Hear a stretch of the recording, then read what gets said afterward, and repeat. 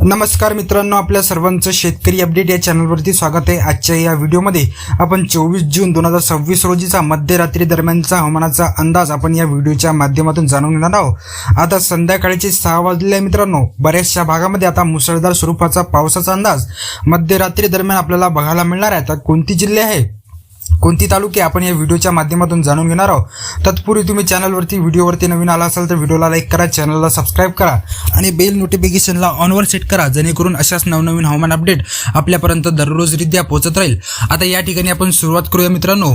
जो पश्चिम महाराष्ट्रामध्ये बऱ्याचशा भागामध्ये आपल्याला मुसळधार स्वरूपाचा पावसाचा अंदाज सांगितलेला आहे मध्यरात्री।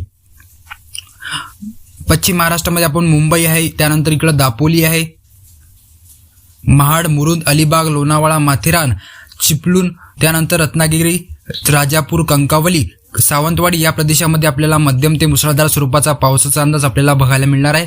त्यानंतर इकडं कोल्हापूर आहे, सांगली आहे, विटा, कराड, निप्पाणी, वडूज, सातारा, भोर या प्रदेशामध्ये सुद्धा आपल्याला मध्यम ते मुसळधार स्वरूपाचा पावसाचा अंदाज आपल्याला मध्यरात्री दरम्यान बघायला मिळणार आहे। त्यानंतर इकडे चाकण आहे, पुणे आहे, भोर आहे, जुन्नर आहे या प्रदेशामध्ये सुद्धा आपल्याला मध्यम ते मुसळधार स्वरूपाचा पावसाचा अंदाज आपल्याला बघायला मिळणार आहे।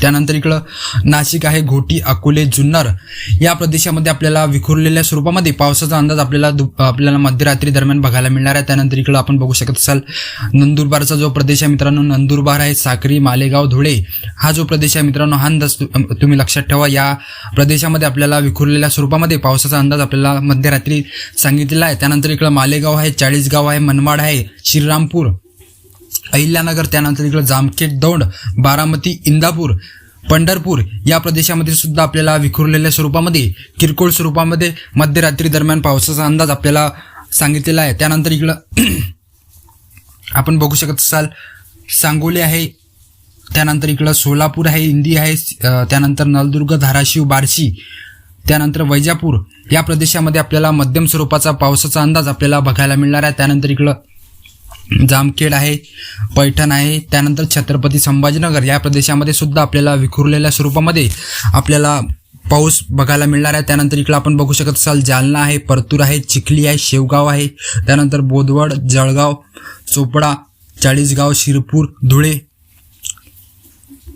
रावेर, मुक्ताईनगर या प्रदेशामध्ये सुद्धा आपल्याला मध्यम ते मुसळधार स्वरूपाचा पावसाचा अंदाज आपल्याला बघायला मिळणार आहे। त्यानंतर इकडे आपण बघू शकत असाल मित्रांनो, जो जालन्याचा दक्षिणेकडला जो प्रदेश आहे मित्रांनो, कैज आहे, परळी, वैजनाथ, परभणी आहे, अहमदपूर, जिंतूर, हिंगोली, त्यानंतर नांदेड आहे, उदगीर आहे, लातूर आहे या प्रदेशामध्ये सुद्धा आपल्याला मध्यम ते मुसळधार स्वरूपाचा पावसाचा अंदाज आपल्याला मध्यरात्री दरम्यान बघायला मिळणार आहे। त्यानंतर इकडे आपण बघू शकत असाल जो यवतमाळचा जो प्रदेश आहे मित्रांनो, यवतमाळ आहे, आर्णी आहे, पुसद आहे, उमरखेड, पांढरकवडा, त्यानंतर इकडे वरोरा आहे, वर्धा आहे, चंद्रपूर या प्रदेशामध्ये आपल्याला विखुरलेल्या मध्यम स्वरूपामध्ये आपल्याला पावसाचा अंदाज आपल्याला मध्यरात्री दरम्यान बघायला मिळणार आहे।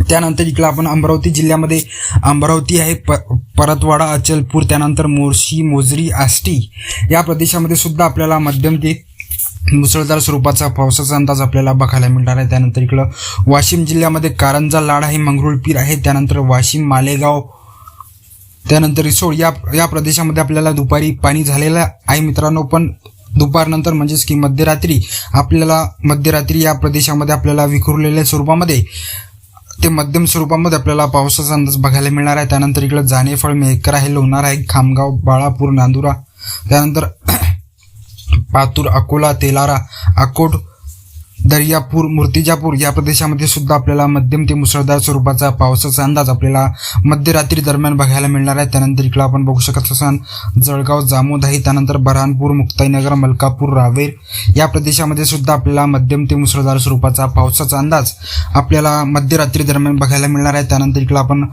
जो इकडचा प्रदेश आपण बघू शकत असाल मित्रांनो, नागपूरमध्ये कारंजा आहे, त्यानंतर काटोल, नरखेड, पांडुर्णा, वरुड, सावनेर, त्यानंतर नागपूर या प्रदेशामध्ये आपल्याला विखुरलेल्या स्वरूपामध्ये किरकोळ स्वरूपामध्ये आपल्याला पावसाचा अंदाज मध्यरात्री दरम्यान बघायला मिळणार आहे। त्यानंतर इकडं रामटेक आहे, भंडारा आहे, त्यानंतर तुमसर, तिरोडा, त्यानंतर साकोली, गोंदिया या प्रदेशामध्ये सुद्धा आपल्याला विखुरलेल्या स्वरूपामध्ये पावसाचा अंदाज आपल्याला बघायला मिळणार आहे। त्यानंतर इकडं ब्रह्मपुरी आहे, अर्जुनी, मोरगाव आहे, त्यानंतर इकडं गडचिरोली, त्यानंतर चिमूर, चंद्रपूर, भद्रावती या प्रदेशामध्ये सुद्धा आपल्याला मध्यम ते विखुरलेल्या स्वरूपामध्ये पावसाचा अंदाज आपल्याला मध्यरात्री दरम्यान बघायला मिळणार आहे. तर ही होती मित्रांनो 24 जून 2026 रोजीचा मध्यरात्री दरम्यानचा हवामानाचा अंदाज. तुम्हाला जर हा व्हिडिओ आवडला तर व्हिडिओला लाईक करा, चॅनलला सबस्क्राईब करा. धन्यवाद. जय हिंद, जय महाराष्ट्र मित्रांनो.